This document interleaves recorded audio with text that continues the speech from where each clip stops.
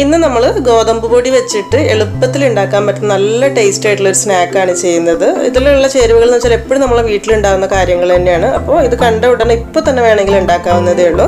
പിന്നെ എന്ന് പറയുമ്പോൾ വെക്കേഷൻ സമയമൊക്കെ ആകുമ്പോൾ കുട്ടികൾക്കൊക്കെ വേണ്ടിയിട്ട് കുറച്ച് ദിവസത്തേക്കൊക്കെ ഉണ്ടാക്കി വെക്കാനും കൂടെ പറ്റുന്ന നല്ലൊരു 4 മണി പലഹാരമാണ് കേട്ടോ. അപ്പോൾ ഇതെങ്ങനെയാണ് ചെയ്യുന്നതെന്നുള്ളത് നോക്കാം. അപ്പോൾ ഈ ഒരു സ്നാക്ക് റെഡിയാക്കാനായിട്ട് ഒരു പാനിലേക്ക് 1/2 കപ്പ് പഞ്ചസാര ചേർത്ത് കൊടുക്കാം. 1/2 കപ്പ് എന്ന് പറയുമ്പോൾ 125 ml കപ്പ്. പഞ്ചസാര എടുത്ത അതേ അളവിൽ തന്നെ വെള്ളവും ഒഴിച്ചു കൊടുക്കണം. 1/2 കപ്പ് വെള്ളമാണ് ഒഴിച്ചു കൊടുക്കുന്നത്.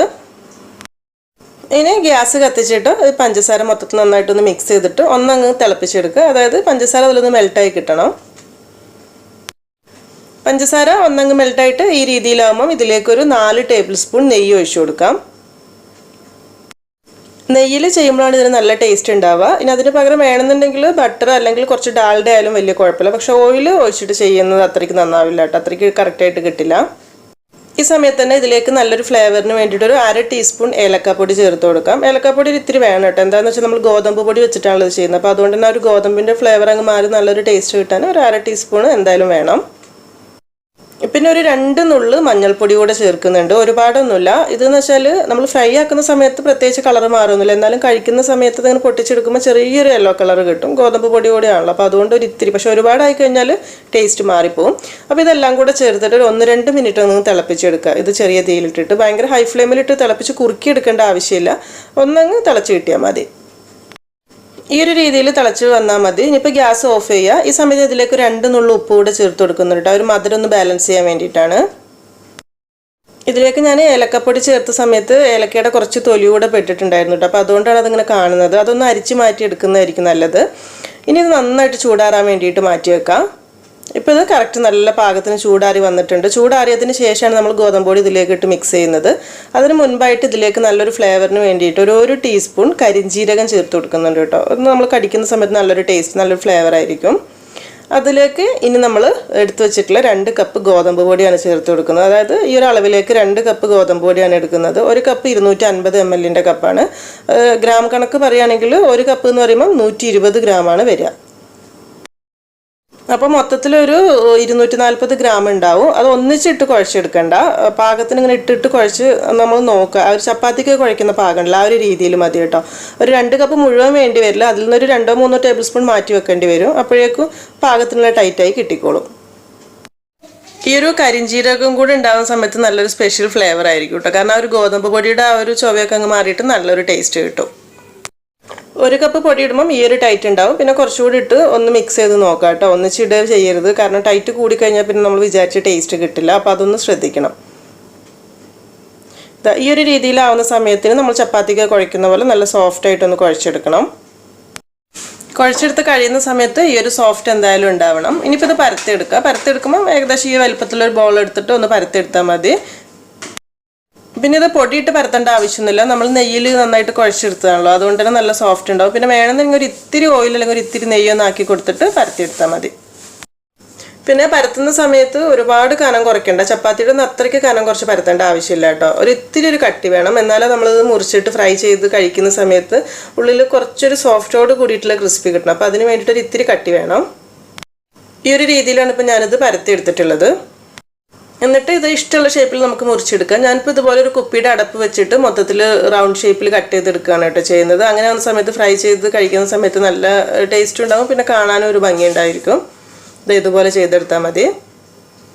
ഇത് ഇനി ഇങ്ങനെ തന്നെ എടുത്ത് ഫ്രൈ ചെയ്യാം. അതല്ലാന്നുണ്ടെങ്കിൽ ഇപ്പോൾ ഞാനിത് നമ്മൾ കേക്കൊക്കെ ഡിസൈൻ ചെയ്യാൻ വേണ്ടി എടുക്കുന്ന നോസിലുണ്ടല്ലോ, അതെടുത്തിട്ട് ജസ്റ്റ് ഇത് ഇതുപോലത്തെ ഒരു ഷേപ്പ് കൊടുക്കുന്നുണ്ട്. ഒരു ഭംഗിക്ക് വേണ്ടിയിട്ട് മാത്രം കേട്ടോ.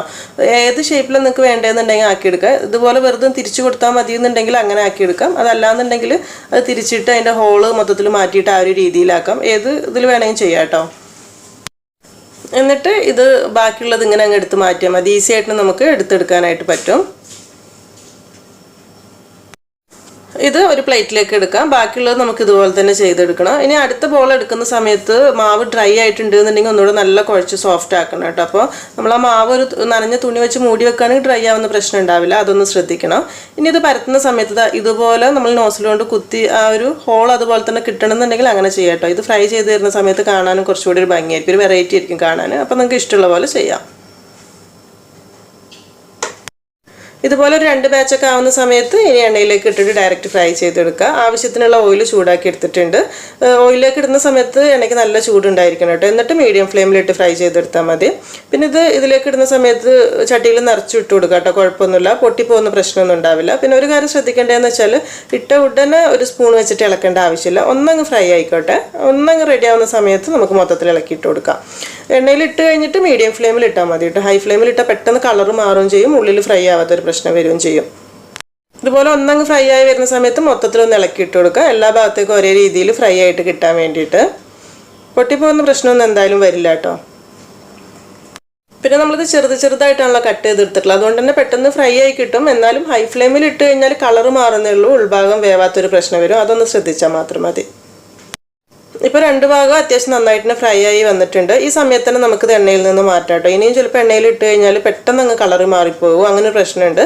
ബാക്കിയുള്ളത് ഒന്നുകൂടെ അങ്ങ് കളറ് മാറും നമ്മൾ കോരി വെച്ച് ആ ഒരു ചൂടിലിരിക്കുന്ന സമയത്ത്. അപ്പോൾ മുഴുവനായിട്ട് കറുത്ത് വരാൻ വേണ്ടി വെയിറ്റ് ചെയ്യേണ്ട. ഇനി ബാക്കിയുള്ളത് നമുക്ക് ഇതുപോലെ തന്നെ ഫ്രൈ ചെയ്തെടുക്കാം.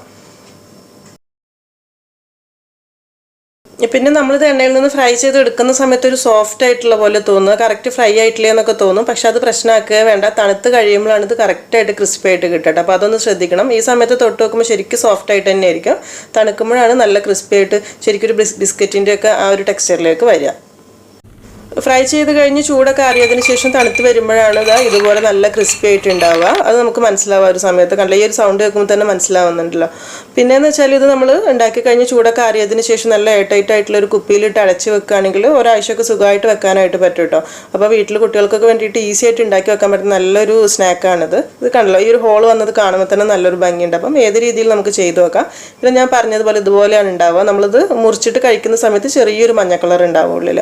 അപ്പം ഈ ഒരു രീതിയിൽ ഇത്ര ഈസി ആയിട്ടുള്ള സ്നാക്ക് നിങ്ങൾ ഇതുവരെ ചെയ്ത് നോക്കിയിട്ടില്ല എന്നുണ്ടെങ്കിൽ ചെയ്ത് നോക്കുന്ന സമയത്ത് ഫീഡ്ബാക്കൊക്കെ അറിയിക്കാൻ മറക്കരുത്. പിന്നെ ഈ ഒരു വീഡിയോ ഇഷ്ടമായിട്ടുണ്ട് എന്നുണ്ടെങ്കിൽ എന്തായാലും ലൈക്ക് ചെയ്യാനും ഷെയർ ചെയ്യാനും മറക്കരുത്. പിന്നെ അതുപോലെ ഇതുവരെ സബ്സ്ക്രൈബ് ചെയ്യാത്തവരുണ്ടെങ്കിൽ സബ്സ്ക്രൈബ് ചെയ്യാനും കൂടെ മറക്കരുത് കേട്ടോ. താങ്ക്